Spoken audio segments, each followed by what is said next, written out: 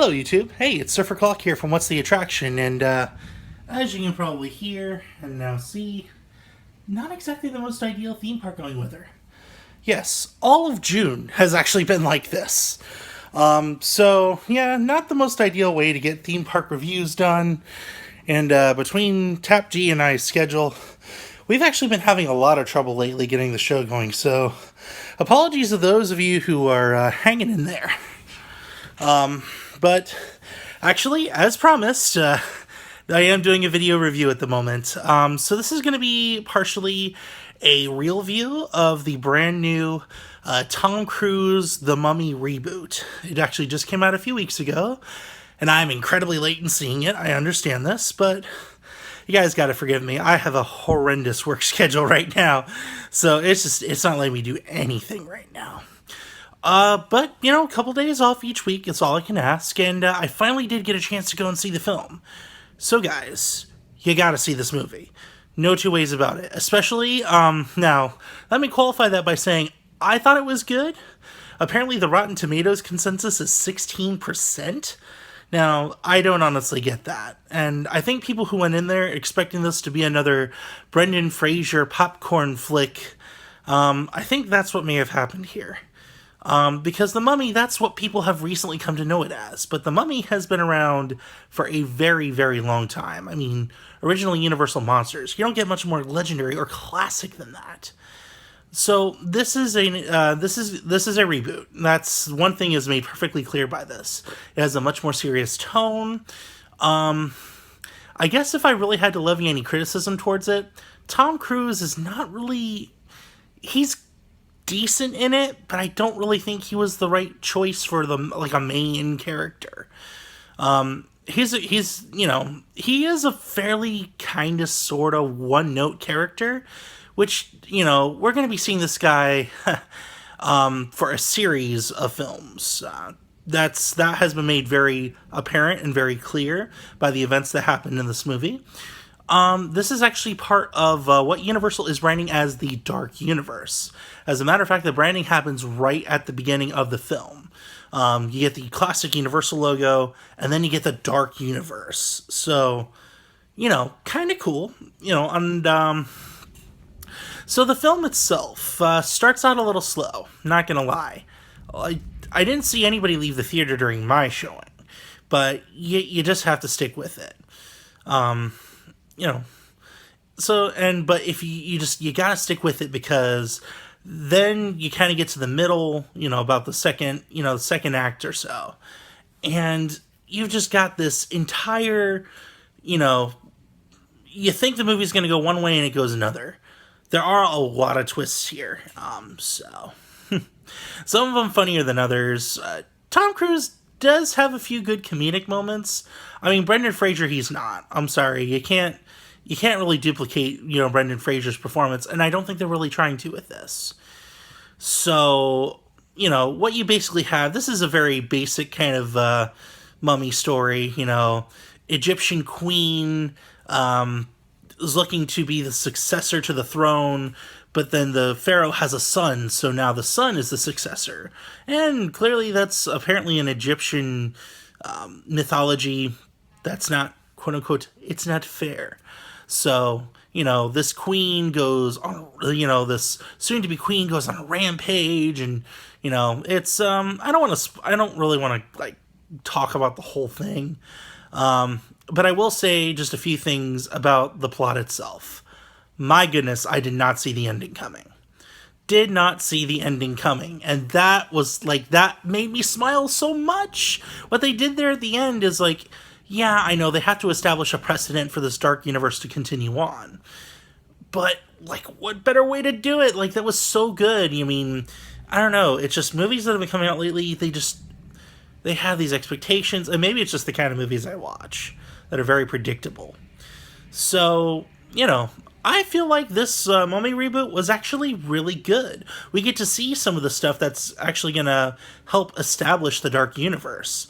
I mean, you have an encounter with Dr. Jekyll, and, that definitely goes south. So that's an entertaining bit to watch. You got to go just for that alone. it doesn't try to feel like Avengers, Marvel, Avengers Initiative-esque. I mean, you can see where they drew their inspiration, but there's a lot of little details, and as a fan of the Universal Monsters, there's a lot to look for. So just make sure you're looking for all those little details, because there's a lot to see in this film. Overall, I would say, I'm going to call it a 3 out of 5. Maybe not like, it's better than the average film. I still think the Mummy franchise that Universal established in 1999 still stands on its own. These are great films, but I think this could be the start of something really nice. And speaking of the Dark Universe, yeah, this starts the whole precedent of the Dark Universe. So you've got, there are hints throughout the film of the different monsters that will appear throughout this thing. Again, don't want to spoil too much, so I would say definitely go out and see it if you can. But even more exciting than the implication of a connected universe featuring the Universal Monsters is what this could mean for Halloween Horror Nights. I know Halloween Horror Nights is not something we talk about a whole lot on this show. I've wanted to personally, but my other WTMA members are just a little too, it does them a frighten. So, haven't really been able to cover it much on the show. As a matter of fact, first year we started the show, I wanted to cover Halloween Horror Nights 22. And as a matter of fact, I almost did. It never happened. I couldn't get Tap G on board, so that kind of derailed. But Dark Universe, with all of its connections and implications, and I think they are going to weave a nice big storyline all about it. So, I'm pretty excited to see what this can mean for Halloween Horror Nights. When could this start happening? Could actually be as early as Halloween Horror Nights 27, our upcoming Halloween Horror Nights.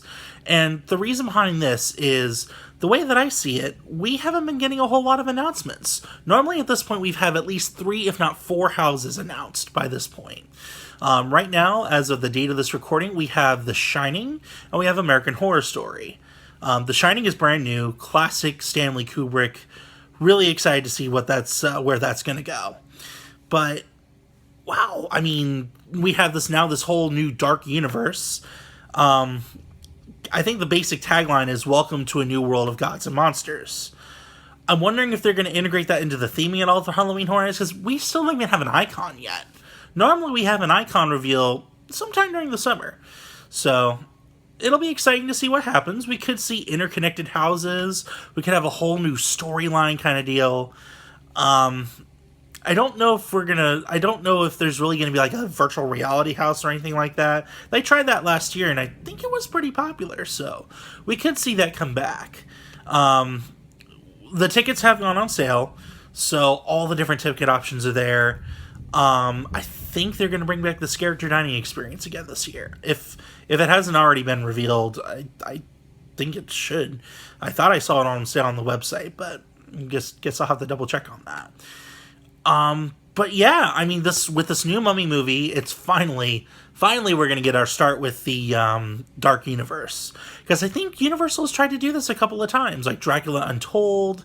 But yeah, this is it's a first and very legitimate start to the Dark Universe. Yeah, 3 out of 5 for the Mummy. I definitely recommend checking it out, especially if you're excited about Universal Monsters or anything related to Halloween Horror Nights. I think this could play a huge role in the whole Halloween Horror Nights pantheon. If not this year, then definitely next year. All right, so again, as I mentioned, this is the promised review / kind of editorial of what's happening with the Dark Universe and Halloween Horror Nights implications. I apologize that I did not get this out to you guys sooner, but it's been a bit of a tough week because it's the 1-year anniversary of the Pulse tragedy, and my heart goes out to just everyone still reeling, still recovering, but I think just as a community as a whole, we have come such a long way. I mean, June 12th now of every year is going to be considered Orlando United Day. So, yeah, it's been a bit of a tough week for us all here in Orlando, so again, I'm sorry I didn't get this out any sooner. Hopefully there's going to be more good stuff to come from What's the Attraction. I mean, the weather hasn't exactly been cooperating with us. So it's made it very difficult to even just to get out to Volcano Bay. I want to do that, but the weather's just not cooperating. It's literally every day has been thunderstorms.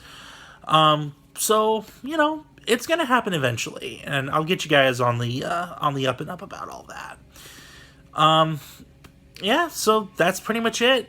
I do want to thank you guys again for just sticking with us, sticking it out. Hopefully we'll be able to get back to doing the same old shtick that we, kind of always do. I have kind of liked the whole concept of us doing videos now, so there may be a little more of that to come in the future. It especially makes it easier because we haven't been able to get together to do the show much. I want to start doing attraction reviews again, though, so hopefully sometime soon. Hopefully our schedules will cooperate. Hopefully life will let us come back together to do it. Alright, so until next time, I'm SurferClock. Thank you for watching What's the Attraction, where our work is your vacation. Have a good day.